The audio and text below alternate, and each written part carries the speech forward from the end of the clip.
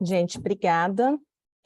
No papel as informações ficam bonitas, né? Comecei a me sentir assim um pouco pressionada depois de toda essa apresentação da Kátia aí, gente. Mas essa é quem você é, né, Juliana? Quando a Tem que gente junta entender. tudo, né? Exatamente, é uma pessoa capacitada e com muita experiência. E com certeza essa noite vai passar experiências maravilhosas aqui para o público. Então, eu vou dar um tempo para você. Pessoal da audiência, vai fazendo as perguntas aí no chat, o pessoal vai passar isso para nós. Então, a Juliana, a dinâmica é a seguinte, ela vai apresentar, vai ter a sua apresentação, a sua palestra, e em seguida nós vamos tentar responder o máximo de perguntas possíveis da audiência. Então, com certeza, eu tenho certeza que vai ser brilhante. Juliana, está com você agora. Obrigada. Bom, gente, eu vou falar um pouquinho hoje aqui, trazer um pouco da experiência que a gente tem, como a Kátia disse, né, eu trabalho numa agência de relações públicas, que atende aí algumas das maiores empresas do Brasil e algumas multinacionais também, e com isso a gente tem tido muita convivência, muito aprendizado, né, com coisas que realmente dão certo e com coisas que não dão certo, e com muitos executivos, alguns dos principais executivos do Brasil. E, enfim, com todos, a gente reuniu aqui um pouco de todos esses aprendizados para trazer uma discussão aqui do que é ser um líder corporativo em um mundo em transformação. E aqui a gente traz, eu trago isso na perspectiva até de comunicação e de como isso realmente pode nos ajudar, né, na nossa carreira e, enfim, nos nossos negócios. Eu sei que tem algumas pessoas aqui especialistas em RH e que provavelmente vão poder contribuir e agregar muito valor aqui para o que eu estou trazendo. Então, o que acontece é que hoje, o que acontece, né? Depois da pandemia, a gente conheceu um outro mundo, né?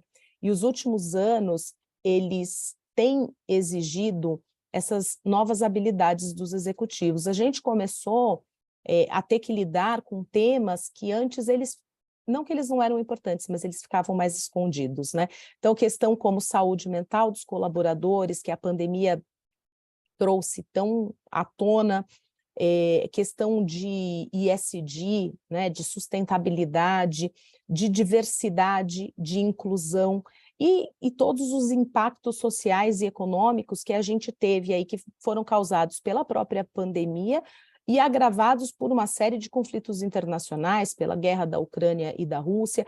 Tudo isso junto apontou aí, né, para uma necessidade de uma nova perspectiva de liderança.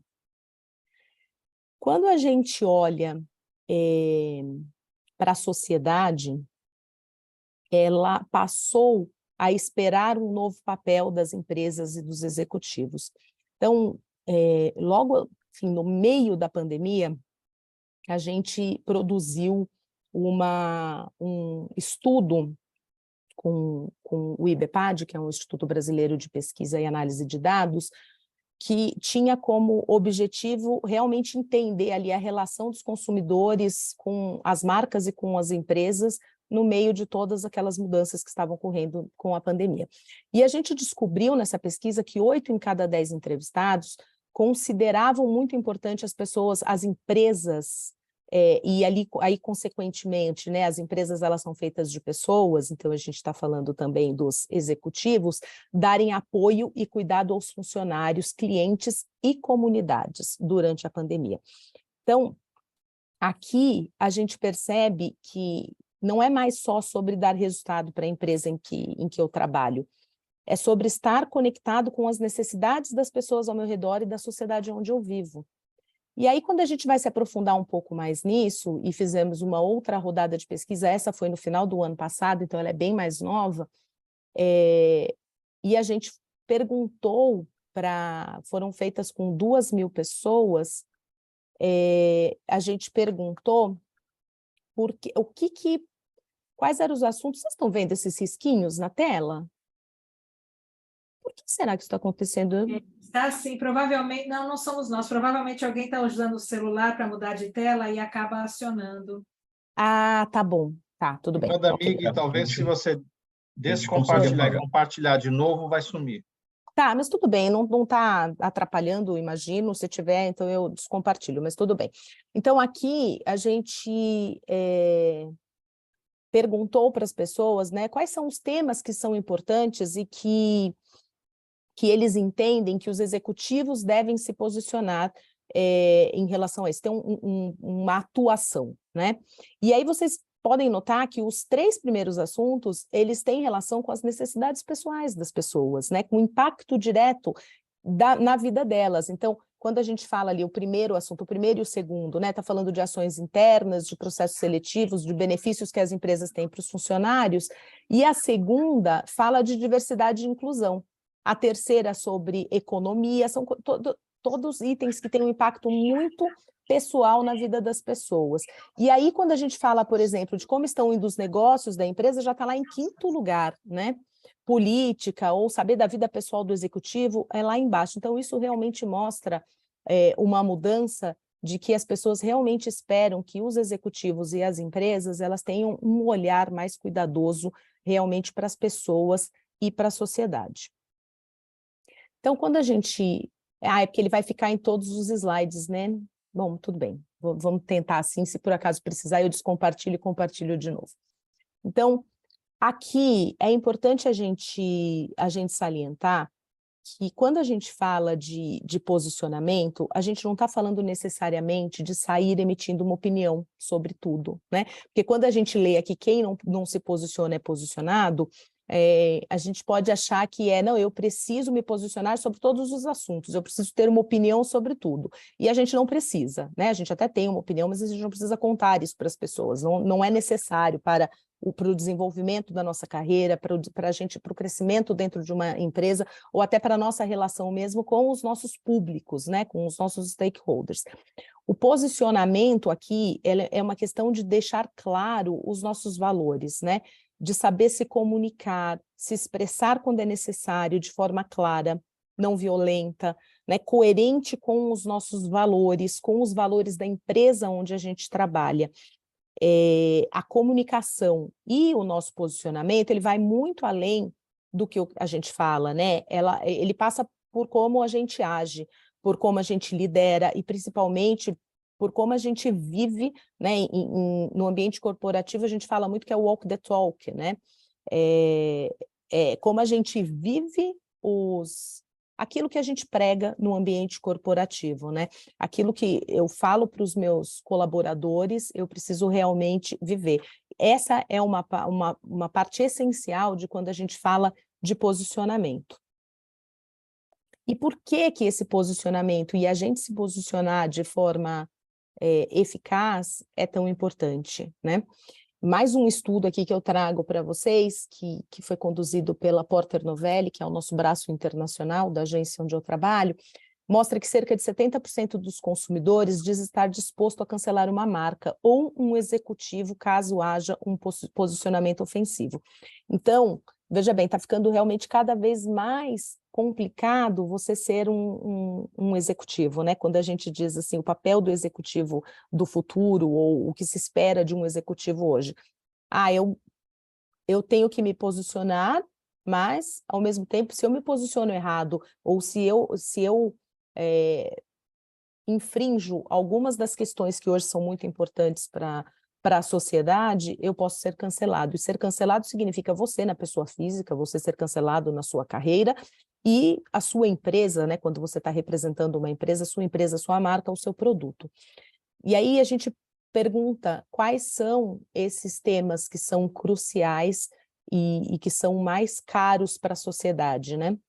E aí então entra a questão de justiça racial, de imigração, mudanças climáticas e meio ambiente, diversidade e inclusão, religião e política. Esses aqui são os assuntos, né, os eixos em que os executivos precisam realmente assim, estar muito bem preparados, desenvolvidos e ter ali realmente uma atuação muito clara dentro das empresas onde eles trabalham e em relação ao seu posicionamento pessoal, e acho que muitos de vocês aqui devem lembrar de vários casos de posicionamento errado. Normalmente isso acontece nas redes sociais, né, que é onde todo mundo tem a coragem de se posicionar e que tem ali um alcance muito grande de posicionamentos completamente equivocados e que fizeram pessoas perderem seus empregos, fizeram marcas terem queda de vendas. Então, realmente, assim, a forma como a gente se preocupa, não só se posiciona, mas age em relação a questões que hoje são cruciais para a sociedade, elas realmente têm um impacto direto na nossa carreira, no nosso crescimento e no crescimento do nosso negócio. Hoje em dia, né, por que a gente fala assim, toma cuidado com a forma como você se posiciona, né, porque as redes sociais estão lá, você coloca e fica para sempre, né, basta dar um Google, você pode ter se arrependido amargamente do que você escreveu, mas ele continua lá, né, eu brinco que eu tenho pavor das minhas memórias do Facebook, porque eu vejo cada coisa que eu falava, gente, como é que eu podia escrever isso? E ainda mais que ainda bem que a gente evolui, né, mas a forma como a gente se posiciona, ela é importante porque ela demonstra uma parte das nossas social skills, né, as nossas habilidades emocionais. Por isso que as empresas, elas estão olhando cada vez mais, até na hora de contratar, para como que os candidatos ou as pessoas estão se relacionando, estão se posicionando, né? Se estão ali envolvidos em polêmicas, o tempo brigando, e a falta de um posicionamento bem definido abre espaço também para diversas percepções errôneas. Então, a gente falando aqui, né, de que tem que se posicionar, mas tem que tomar cuidado para não se posicionar errado, né? O que eu devo fazer para ter um posicionamento sólido e eficaz hoje em dia? Aí eu trouxe aqui para a gente começar, né, a falar 5 dicas. A primeira delas é o seguinte, a gente precisa definir os nossos objetivos profissionais. Isso passa por ser reconhecido como uma autoridade em determinado tema, que vai fazer com que isso, por exemplo, para empreendedores é muito relevante. Então, eu tenho, por exemplo, psicólogos, né? Eu quero ser reconhecido por uma linha X, por ser um especialista em ações, em relacionamento conjugal, ou enfim. A gente precisa primeiro ter esse objetivo claro profissional, assim, o que eu quero para mim? Eu quero ser reconhecido como uma autoridade em determinado tema, eu quero conseguir um emprego melhor de onde eu estou em determinada área, eu quero mudar a minha área de atuação, eu quero ser promovido na empresa onde eu estou, o que exatamente é o meu objetivo. A partir desse objetivo traçado, aí sim eu posso pensar, né, aquilo, no que eu sou bom? O que eu faço muito bem? Sobre o que eu posso, onde que eu posso me posicionar, né? É quando a gente começa a definir os nossos territórios de atuação. É quando a gente faz ali uma lista com as nossas experiências, as nossas expertises. Eu posso falar sobre, eu sou muito bom no mercado financeiro, eu sou muito bom, posso falar, dar dicas de investimento, eu sou muito bom muito boa em psicologia, em finanças, enfim. Aí a gente vai fazer essa lista com as nossas expertises e que são os assuntos que a gente considera que a gente tem ali conhecimento para falar. E, obviamente, eles têm que estar ligados ali com os seus objetivos de crescimento na carreira, né, ou o objetivo do teu negócio, se você está pensando ali não só na sua carreira, mas em cruzar isso com o crescimento do seu negócio. E aí a gente precisa olhar quem mais está falando sobre esse assunto. Às vezes a gente escolhe um determinado assunto que a gente gostaria de ser reconhecido como uma autoridade naquele assunto, mas ele já tem pessoas muito bem estabelecidas e que o caminho para a gente conseguir ali vai ser muito longo. Então, será que não tem ali o que a gente chama de white spaces, né? Quais são as oportunidades que eu tenho, algo que ninguém tenha falado, algo que uma oportunidade que as pessoas ainda não perceberam e que é ali que eu posso me posicionar. Isso é uma análise que a gente faz, né? Uma análise dos nossos objetivos, do que a gente tem aqui de fortalezas e como que a gente pode se sobressair ali de acordo com os nossos objetivos. E aí, a gente precisa passar por um momento de ter onde que eu vou ser vista, onde que eu vou falar, onde que eu vou fazer as minhas conexões. Hoje, o LinkedIn, ele é o principal, né, ela é a principal ferramenta profissional. Então, passa por eu ter um perfil completo e atualizado no LinkedIn. E aí eu trago isso, que pode parecer muito básico, mas às vezes passa despercebido para a gente, né, que é com uma foto profissional. E não só no LinkedIn, às vezes a gente cuida do LinkedIn, eu estava até comentando com a Kátia, que a gente cuida do LinkedIn e esquece dos outros nossos pontos de contato. Eu imagino que todo mundo aqui é muito acionado pelo WhatsApp para negócios, né? E eu esses dias estava lá falando de negócios e tal, daí de repente eu vi que a minha foto era uma foto de férias, que eu estava num lago, daí eu falei, realmente essa foto aqui não está fazendo sentido nesse contexto.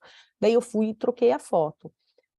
Às vezes a gente coloca ali, né, fotos em momentos de descontração, que não, a foto precisa realmente passar a imagem que a gente espera passar profissional, né, e daquele objetivo que a gente definiu, daquele território que a gente escolheu para a gente se posicionar como uma autoridade naquele assunto. Então, tomar cuidado também com todos esses pontos de contato, né? Então, aqui fica um alerta também para discussões polêmicas, posts polêmicos que não vão trazer... veja bem, né? Eu estou dizendo daquilo que não vai te trazer um posicionamento profissional, né? Muitas vezes você vai lá e quando a gente está falando, por exemplo, de se posicionar em relação a um determinado assunto dentro de inclusão, de diversidade, às vezes você está ali dentro fazendo um trabalho muito bom, muito correto, e aquilo vai ter uma opinião diversa, porque as pessoas, elas polemizam sobre tudo mesmo. Mas aquilo que não vai te trazer um retorno profissional, não precisa, não merece a nossa energia, né, para posts polêmicos em redes sociais, discussões, tanto ali nas redes sociais como no nosso convívio presencial, né, porque cada vez mais realmente a gente tem sido analisado no nosso conjunto, né, não só numa atuação nossa numa determinada ferramenta ou num determinado momento. E aí, então, assim, definido ali o que você gostaria, como você gostaria de ser reconhecido, quais assuntos que você gostaria de tratar, você pode definir uma periodicidade para você começar a produzir um conteúdo relevante, né? E aí é importante a gente dizer que se você quer ser reconhecido na sua área de atuação, você precisa focar, né? Então não adianta eu dizer assim, eu quero ser reconhecido como uma pessoa que entende de comunicação para crescimento dos executivos. E aí eu começo a falar de comunicação interna, de maternidade nas empresas. Vai ser muito difícil eu ser reconhecida como autoridade num assunto se eu tiver muitas vertentes ali falando sobre muitas coisas. Então, quando vocês definirem ali sobre o que vocês querem falar, precisa realmente priorizar, quanto menos temas, melhor. E aí a gente então começa a produzir conteúdo, uma vez por semana ali no LinkedIn, regularmente, se você fizer isso realmente com frequência, já vai aumentar a sua relevância nessa rede. E isso que eu estou falando aqui, ele é importante não só para a sua carreira, se você estiver pensando, mas eu não estou procurando emprego, né? Por que eu preciso fazer isso? Porque você ser reconhecido como uma pessoa, uma autoridade que domina certos assuntos, isso, inclusive, ele traz benefícios para a sua empresa, para o seu produto, para o que você vende, para o seu negócio e, inclusive, benefícios para você dentro da própria empresa onde você está. E o quinto é para que, assim, a gente fala muito estamos falando muito aqui, né, dos ambientes digitais, que a gente consegue, às vezes, fazer isso com mais facilidade, mas a gente precisa também pensar que isso precisa sair dos ambientes digitais, né? Quais são, a gente precisa realmente a gente precisa se aproximar de pessoas que são relevantes para a gente, e pensar onde é que essas pessoas estão, né? Quais são esses canais, os fóruns, ocasiões presenciais, para a gente fazer network e desenvolver cada vez mais as nossas habilidades, porque se a gente não consegue desenvolver as habilidades, aqui a gente está falando de diversidade e inclusão, a gente está falando de temas que são temas complexos e relativamente novos para a gente, né? A gente está falando, por exemplo, de quando a gente fala de diversidade e inclusão, a gente está falando de igualdade de oportunidades para as mulheres, né? Inclusão no mercado de trabalho. Aqui em casa, meu marido brinca comigo e diz assim, nossa, no Dia das Mulheres, eu nem sei o que eu faço, eu não chego nem perto de você, porque eu não sei se eu dou parabéns e você vai ficar brava, né? Às vezes porque a gente tem visões diferentes de determinados assuntos, então não adianta, para a gente conseguir realmente um posicionamento e lidar bem com essas questões que antes não faziam parte da vida do executivo, a gente precisa se desenvolver nesses temas, né? E a gente precisa procurar aprender mais. Então, eu não conheço nada sobre meio ambiente, sobre impacto no meio ambiente, sobre emissão de carbono, não entendo nada. Eu preciso pesquisar, porque isso tem total impacto na minha carreira e no meu negócio, porque os consumidores estão cada vez mais buscando empresas que são responsáveis, né? Socialmente falando, ambientalmente falando. Então, se eu sou um empresário que não sei nada sobre isso, eu preciso procurar saber, porque eu preciso me posicionar a respeito disso. Eu preciso não só me posicionar, mas ter uma atuação clara em relação a isso, em relação à diversidade, em relação à inclusão, em relação à justiça racial, enfim, todos aqueles temas que estão tornando realmente a vida de um executivo mais completa, né? Um olhar mais completo e mais global. E para finalizar aqui, fui trocar o negócio aqui do lugar. Eu queria que vocês, né, trazer aqui esse pensamento do que, mais do que nunca, por meio do negócio, os líderes do mundo atual, eles devem gerar um impacto e transformação positiva na sociedade. Então, ficou mais complexo, sim, ser um líder, porque você não vai ser só avaliado pelo resultado que você traz para a tua empresa, pelo resultado de negócio, mas as empresas e, consequentemente, as pessoas que trabalham nelas estão cada vez mais sendo avaliadas pelo qual o impacto que você está gerando, qual a transformação positiva na sociedade que você tem gerado. Então, esse material aqui foi meio que uma pensata que eu trouxe aqui para vocês, e eu queria um pouco ouvir agora de vocês as perguntas, enfim, quais são as dúvidas que vocês têm para a gente ir discutindo em cima disso.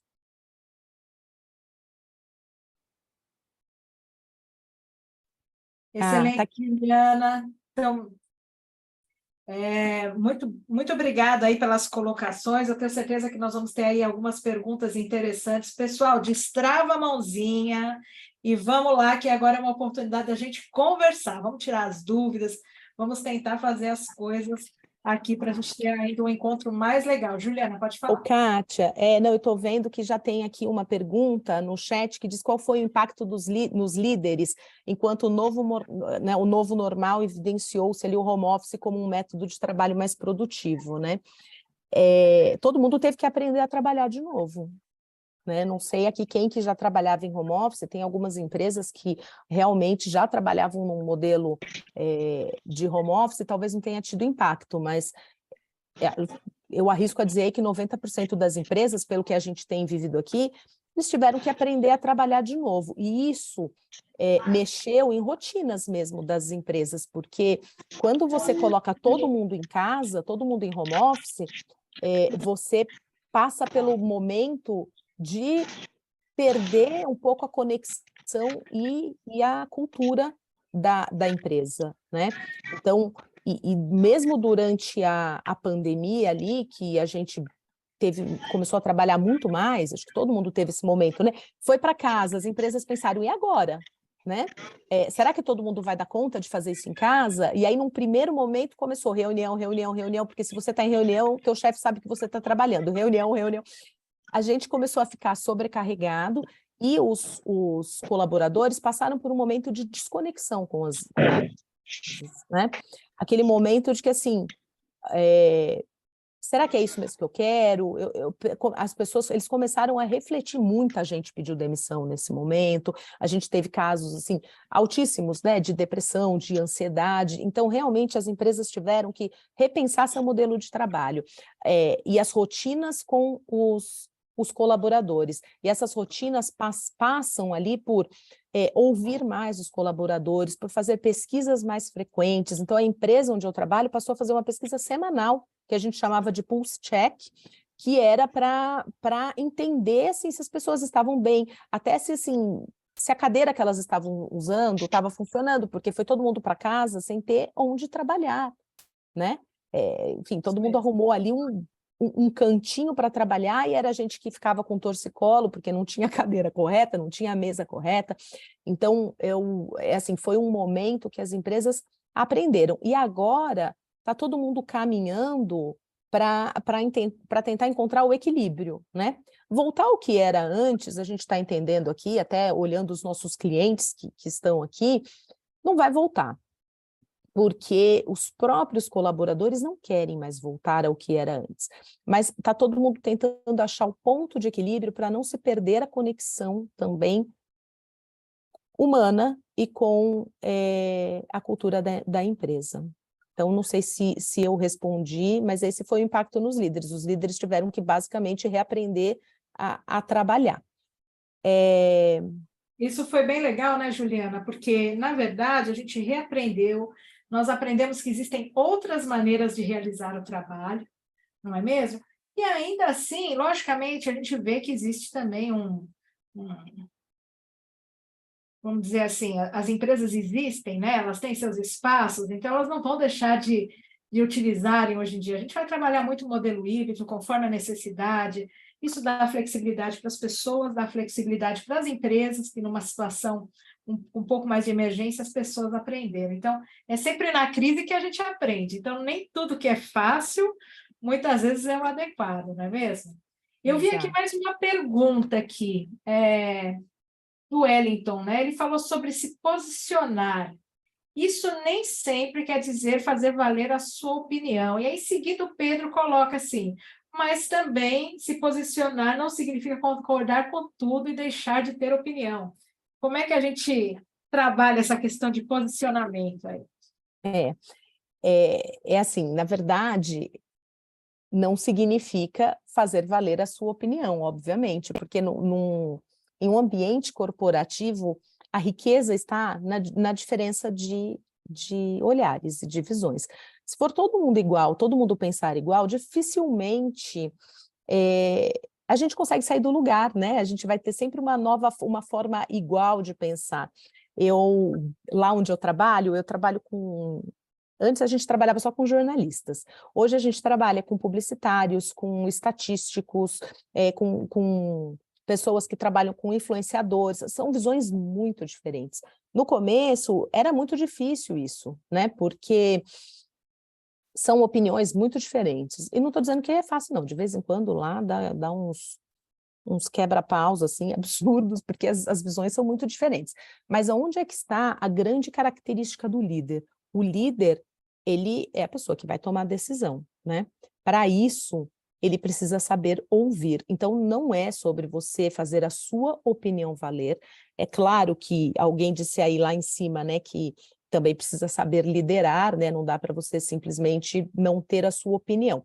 Mas o bom líder é aquele que sabe ouvir, e aí sim ele vai tomar a decisão, mas depois de ouvir e de levar em consideração as diferentes visões que existem dentro de uma empresa. É isso que faz ali as decisões serem mais assertivas e uma empresa crescer, realmente essa diversidade de visões e de opinião. Trazer outros aspectos para a mesa, né? Tem que trazer para poder tá melhorando e enxergar cenários que não são apenas verdades únicas, né? De um líder ou de uma pessoa, né? A Sim. comunicação é bem importante. Eu tenho uma pergunta aqui, Juliana. A gente fala muito hoje da indústria 4.0, a gente fala, né, como isso é a quarta revolução industrial, nós falamos da importância de conectar, né, através da indústria 4.0, o que é offline para o que é online. Nós falamos de toda essa mudança que vai ter esse mundo, que nem exatamente todo mundo, o pessoal chama de mundo VUCA, né? Mas que nem todo mundo sabe exatamente qual que é a resposta, quer dizer, colocou todo mundo aí num cenário de instabilidade, e nós vamos aprendendo a cada dia e vamos tentando nos ajustar. Mas quando a gente fala de toda essa mudança tecnológica, essa adaptação, a gente fala da gestão 4.0, né? Dos gestores, do líder 4.0 também. E é uma coisa interessante, porque a gente precisa ter pessoas que vão fazer com que as empresas deem a resposta para esse mundo 4.0, né? As empresas têm que agir. Como é que você avalia as nossas empresas hoje, os gestores, nessa adaptação e nesse processo aí de transformação? Olha, eu acho que está todo mundo aprendendo, né? A gente acabou de ter lá no Texas aquele evento que é o SXSW, que é é o maior evento de inovação que tem no mundo, né? E aí a gente estava lá acompanhando e produzindo até alguns materiais, e a grande sensação do evento foi a questão da inteligência artificial, né? E do ChatGPT, e aí, né, assim, ele vai tomar o nosso lugar, ele não vai tomar o nosso lugar, até onde o humano fica, até onde a inteligência artificial vai. Então, estamos todos num momento ali de aprender mesmo como lidar com essa nova transformação, que vai trazer coisas que a gente hoje imagina, né, mas não tem ideia do real impacto na sociedade. Por isso que, e até linkando aqui que alguém disse assim, quais são as características de um bom líder, né, o de hoje, tal. A gente está cada vez mais complexo ser líder, porque até todo esse cenário que a Kátia trouxe é um cenário de transformação constante. Então, um bom líder hoje, ele é um líder muito bem informado, ele é um líder muito conectado com todas as mudanças, para que ele consiga adaptar a liderança dele a isso, porque não existe hoje uma receita de bolo, né? Não existe assim, o líder dentro essa liderança 4.0, ele precisa fazer isso, ele precisa fazer aquilo, porque talvez, assim, a hora que ele começa a acertar, já teve mudança, de novo.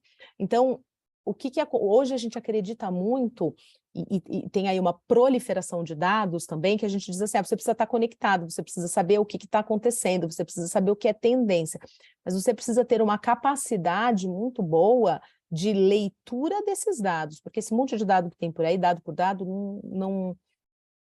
né, não diz nada, assim, o que você faz com todos esses dados, mas essa capacidade de leitura de dados, de se adaptar às novas realidades e entender as mudanças, entender que elas são importantes, é uma das principais características do líder de hoje. Dentro dessa nova forma de liderar aí, de toda a revolução tecnológica, tudo que a gente tem de inteligência artificial e tal, pode parecer estranho o que eu vou falar, mas o lado humano precisa aflorar, porque é isso que a inteligência artificial não vai tirar da gente, são as conexões humanas. Eles estão até aprendendo, mas ainda não conseguiram chegar lá, né? O ChatGPT está aí fazendo um monte de confusão, tratando pessoas de forma errada e tal. Então, independente da revolução que a gente está vivendo, de ser,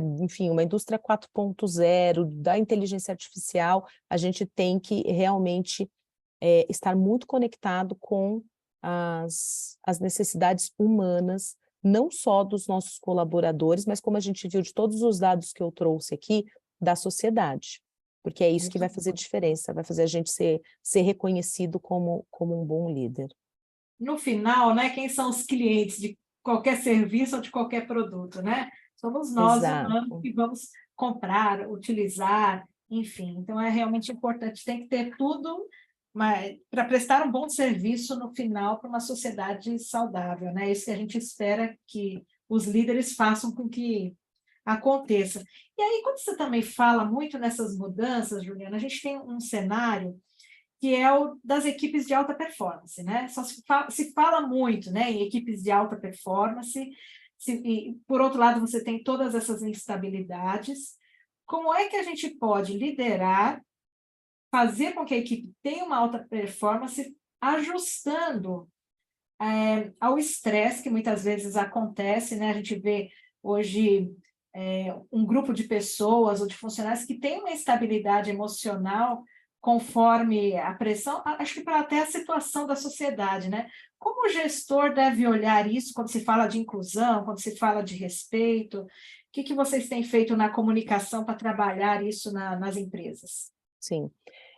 Eu acho que, bom, eu acho não, né? O que a gente tem falado lá é que, em primeiro lugar, assim, as nossas equipes, elas precisam saber exatamente para onde estamos indo, né? Essa relação de confiança, porque aí juntando aqui que eu estou vendo que o Daniel Miranda fez ali uma colocação que muitos colaboradores, que são excelentes profissionais, têm ansiedade, medo de compartilhar suas expectativas e frustrações com seus líderes, é justamente porque a saúde mental ainda é um tabu, né, nas empresas. E as pessoas têm medo de dizer ali que tem certos problemas, o estresse é muito alto, a gente vive numa cultura muito imediatista, te manda um WhatsApp, se você não responder nos próximos 5 minutos, o mundo vai cair, né, parece que te mandam outros 5 a cada 1 minuto, perguntando por que você não leu. Isso, obviamente, gera um estresse, e isso tem um impacto muito direto nas equipes, né, nas equipes de alta performance, que são as equipes que são extremamente cobradas por resultados. Então, uma liderança próxima, que divide com as equipes exatamente os objetivos da empresa, para onde que nós estamos indo, qual é a visão, a missão, o valor, né, da empresa, e faz isso de forma muito próxima. E volto a dizer, né, quando a gente foi para o home office, a proximidade da liderança passou a ser essencial. Eu não sei vocês, mas quantas vezes a gente entrava numa reunião e nem perguntava para a pessoa se estava tudo bem. Na pandemia, a gente não começava uma reunião sem perguntar, está tudo bem com você e com a sua família? Tem alguém, né? Estão todos saudáveis na sua casa? Porque a gente vivia um momento em que, enfim, num dia estava tudo bem, no outro dia a pessoa estava no hospital com a mãe, aí a gente, então, desenvolveu essa empatia que a gente não pode perder. Então, a comunicação dentro das empresas, a comunicação interna dentro das empresas, trabalhando essa questão da transformação organizacional, passou a ser um dos grandes pilares do sucesso do negócio das empresas. Então, a gente tem visto aqui um aumento muito grande da procura por este tipo de serviço, porque a ansiedade está alta, as equipes de alta performance têm sofrido muito esse impacto mesmo, e se você não tiver realmente uma comunicação e uma estratégia de transformação organizacional, cultural, que esteja próxima ali dos seus funcionários, né, dos seus colaboradores, deixando todo mundo ali na mesma página, sabendo para onde está indo, e criando um ambiente de confiança, realmente é difícil o negócio andar. Perfeito, então, a gente tem que então, ter liderança que comunica internamente também, né, as estratégias, as coisas, para minimizar, acho que, os impactos, né, Juliana, pelo que eu estou entendendo, né? A comunicação não é só para fora, não, muito pelo contrário, ela precisa ser muito bem feita internamente, exato. Isso mesmo. Juliana, tenho mais uma pergunta que veio para nós a respeito a gente fala de diversidade, né? Nós falamos de raça, de respeito às religiões, nós falamos de inclusões e tudo mais. E existe também uma dinâmica ligada ao etarismo, né? A gente sabe que, no futuro, a mão de obra com mais idade, ela também entra e tem que ter um papel importante dentro das organizações. Como é que um profissional hoje se adapta? O que se tem falado, né, a respeito dessa adaptação para os profissionais fazerem uma transição mais tranquila num futuro que vai demandar mão de obra, sim, qualificada para essa transformação toda, né, que é necessária?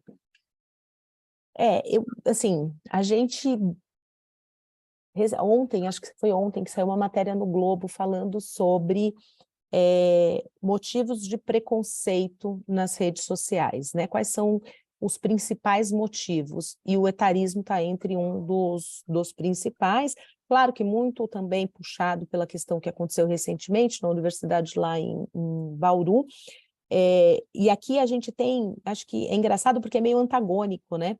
A gente tem um preconceito, mas talvez esse preconceito esteja aflorado porque as mulheres com mais de 50, por exemplo, em posições de destaque, hoje em dia isso é mais fácil, né? Assim, a gente está demorando mais para envelhecer, né? Por quê? Porque a nossa carreira está durando mais, né?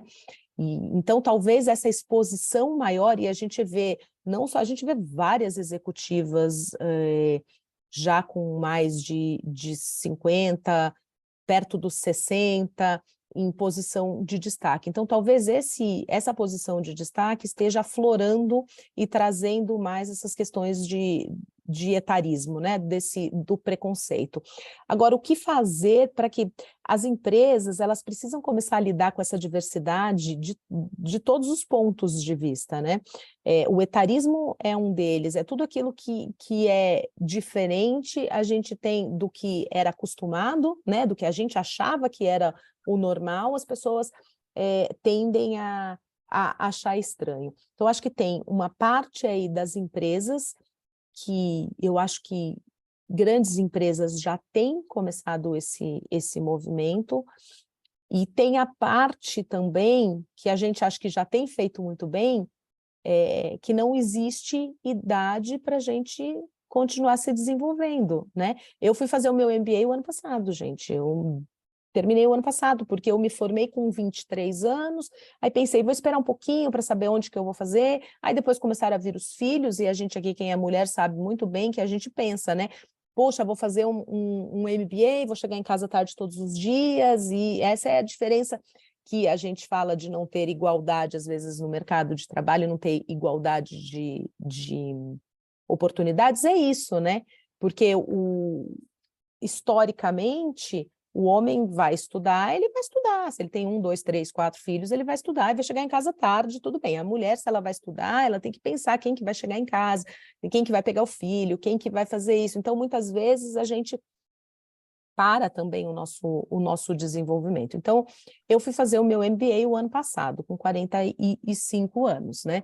A gente viu a pessoa lá que aconteceu lá na Universidade de Bauru, ela tem acho que 44 também, algo perto disso, ela foi fazer a sua primeira graduação. Então, aí são duas pontas, né, que precisam ser trabalhadas. As empresas que realmente precisam ter políticas de igualdade para que... E aí, quando a gente fala de etarismo, a gente não está falando só de mulheres, obviamente, mas existe um preconceito maior quando a gente fala de mulheres em relação ao etarismo do que em relação aos homens. E do nosso lado, não se limitar pela nossa idade, né? Eu fui aprender patins, inclusive, com 43 anos, faz uns 2 anos. Não, né? Teoricamente, não era algo para uma pessoa de 43 anos e começar a aprender a andar de patins. Mas então acho que são esses dois pilares, das empresas e da gente não se limitar e continuar buscando o nosso desenvolvimento.